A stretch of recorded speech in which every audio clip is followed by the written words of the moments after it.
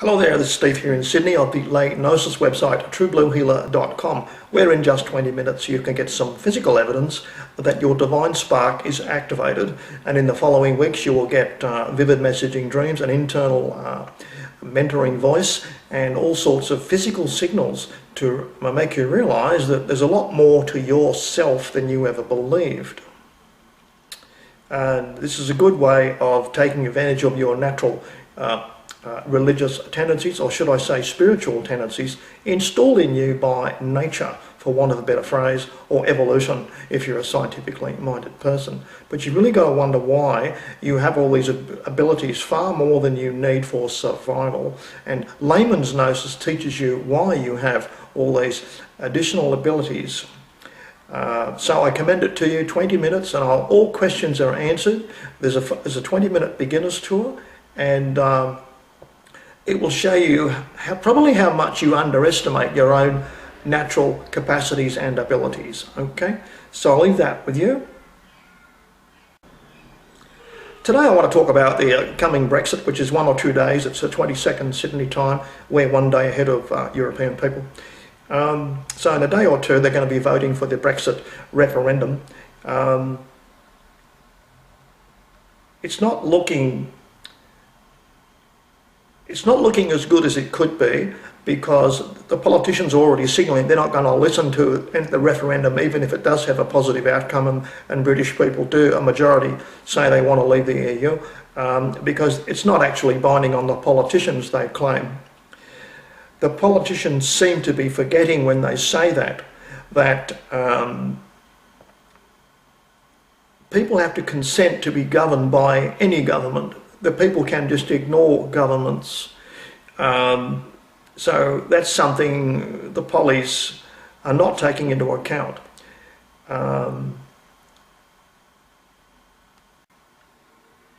The Brexit referendum is only step one. About 10 steps are needed to get Britain into decent shape.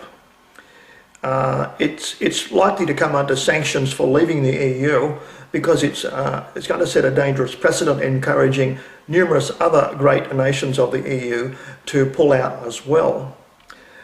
And I'm going to tell you now another reason that you probably don't know in light of what you've been studying recently on the internet. It's all too easy to blame Angela Merkel for doing a one-off thing, apparently without consulting her own party, her own cabinet, her own parliament, and just saying that she's the law for all the countries of Europe, and she invites in millions and millions of people, and if there's too many for Germany, other nations will be forced to take them. So she's behaving like a dictator, you see. And you might say it's all her personal fault. Well, it's not quite that simple, because she's really only the head of a still occupied country. Germany is still occupied by the United States of America, in case you didn't know.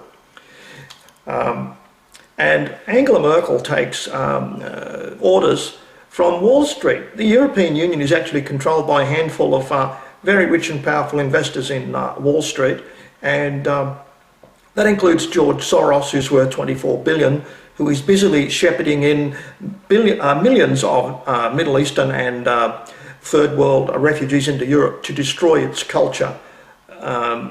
So that's a problem you've got. So you probably know a lot about the Jewish machinations, or should I say the Zionist machinations, to destroy every last single member of the white indigenous races of Europe. You probably know about that, okay? I mean, it's so loud, you can read between the lines in every article who's doing this and what the projected outcome is likely to be unless something is done. So you can see all that, right? Reading between the lines continuously and lots of opinion articles, you can see that the Jewish hatred of the rest of the human race is a major problem, and it's particularly concentrated in Zionists. Okay, it's part of the Judaic religion and seemingly their genetic makeup due to their inbreeding. But you could be forgiven for thinking that's the only problem there is. But it turns out history's coming around to bite us in the bum again. I'm calling your attention to a documentary that reveals, there's a book recently published, small number of views on YouTube. The author gives a talk about how the EU began, and all of the movers and shakers and the organisers of the early EU, which was called the Common Market in the 1950s and the 60s, and said to be the great heavenly goal of the European Union, that sort of thing. Well, it was all started by the top Nazis from the 1930s and 1940s, who after Germany surrendered and the war was over, they all just got jobs organising phase 2 of World War II.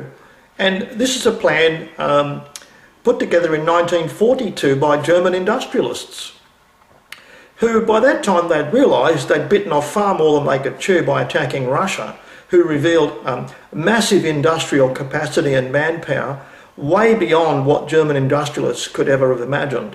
So the Germans lost 75% of their armed forces against the Russians, you see. So there's no way they could see their way to winning a war when 3/4 of the world had declared war on them, you see. So they came up with a Plan B, 1942. I do recall reading it was launched in a Spanish think tank in the German language in a book, which was, if you can't take Europe militarily, Plan B was to take it economically and politically, with a common currency and common trading laws and open borders was one of the key planks of the whole idea, you see. So, and it turns out, having lost the war, the top Nazis just went ahead organising stage 2 of World War II. You might call it World War III. Well, Europe has been conquered now without firing a shot. And what's happened is all the European parliaments have been deprived of any power. No matter what they do, EU law overrides local democratic law. And so it looks like European people are sandwiched between two groups of psychopaths, psychopathic Zionist Jews who just want to destroy everyone outside the Jewish race, the entire white indigenous race, number one, they have said, and psychopathic Germans who survived the war and came out and just got jobs and carried on the Nazification program of Europe. Now, this charming little documentary is about 45 minutes long, and I've got the name here, I've got Rodney Atkinson. He narrates this, he does like an overview of his book, and I commend this to you. It's well worth watching, and you realise that Europeans are sandwiched between two types of psychopaths who have got themselves into positions of rulership over everybody else. So it's a lot worse than you think. It makes the need to exit Europe absolutely urgent as the first step, but that's only going to be the first of many steps, I think, to get themselves in the clear and regain their sovereignty. There's other countries far worse off than Britain, and I'd have to say France is a great nation. We are losing there. We can't afford that. So reading all the boasts of Jewish rabbis on YouTube and in newspaper articles all over the place, all over the internet at least, that the white race in Europe is to be eradicated. Simple as that. Numerous Jewish rabbis say that, and the Zionists quietly go along with it. This is where all the hatred of the white race comes from. It's generated. The self-hatred is instilled in European people by Marxist historians who've been teaching self-hate to try and break the morale of white people who have given the world everything. Every piece of civilization has been made by white people in the last 500 years, I dare say. But anyway, wherever they find civilization, Zionists want to destroy it. Winston Churchill put it very nicely in 1920, very succinctly. It's always a good read. Look him up on the Bolshevik Revolution. And the other thing is that we've all had too simplistic a view of history events, because it's kind of obvious that the Zionists must be in bed with the Nazi underpinnings of the EU because they wanted to succeed. the European white race is the target, and the Nazis are holding them all in position by law so they can be eradicated. So it looks like the old Nazi party of Germany is still alive and running. And this is the danger we could have of making excuses for Adolf Hitler, saying, well, trying to correct the Jewish infiltration of Germany, maybe he wasn't such a bad guy after all, because he was just trying to give German back to the German people. Well, it would seem to be a bad line of thought, a bad list of conclusions, one after the other there. That doesn't really pan out, because we're now sandwiched. Europe is now sandwiched between psychopathic Zionists and psychopathic Nazis, leftovers from World War II. What a disaster Europe is in. So it makes Brexit absolutely urgent. And I commend this documentary to you to inform yourself on the underground beginnings of the EU, which was in 1942, when German industrialists realised they were losing the war against Russia. Okay? I'll put you a link on screen right now. Just click on it. You'll go straight to this wonderful documentary. So in summary, it looks like, as in 1933, there was the so-called Novara Agreement, I believe it was called, where the Nazi Party and the Zionists were in bed together for the Zionists to cherry pick the best Jews out of European Jewry and transport them to Palestine, because the Zionists needed somebody to rule over. It's all about power. Nothing else do they think about, these people. So, and today the Zionists are still in bed with the Nazi Party inside the EU. That's the conclusion.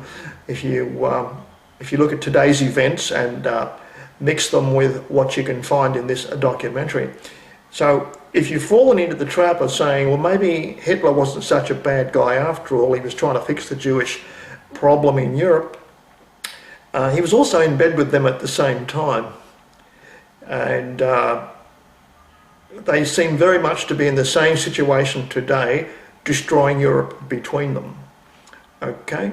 And this little documentary, it's someone actually reading out excerpts from his book and doing commentary between the excerpts, and he'll show you some very chilling comments made by European managers in the 1980s, 1990s, and even after the year 2000, okay? So listen to the chilling comments made by EU managers. These are the unelected 10,000 managers that earn more money than the British Prime Minister, okay? The ones you can't even find where they live or what they do or what their job is, but they've got the money, they've got the jobs for life, that sort of thing.